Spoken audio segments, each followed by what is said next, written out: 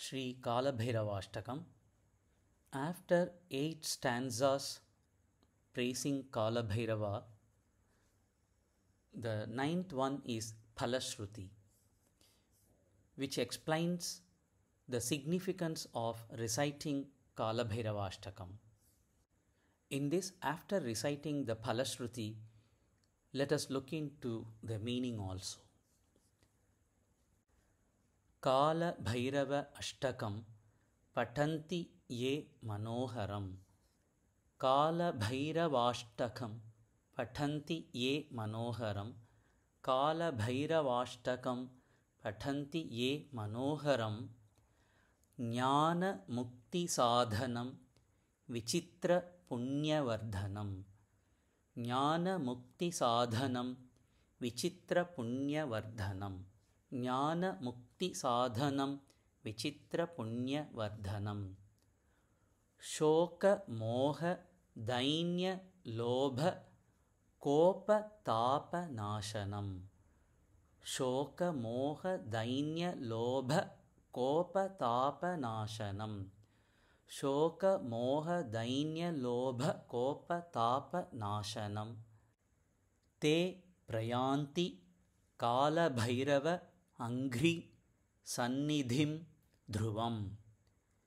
Te Prayanti Kala Bhairavangri Sannidhim Dhruvam. Te Prayanti Kala Bhairavangri Sannidhim Dhruvam.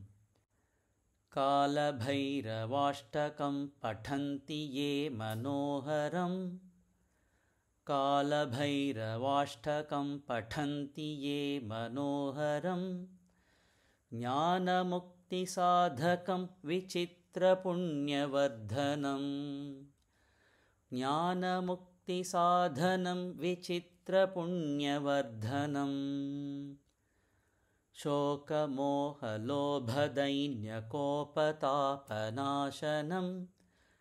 Shoka Moha Lobha Dainya Kopa Tapa Nashanam. Te Prayanti Kala Bhairavangri Sannidhim Dhruvam.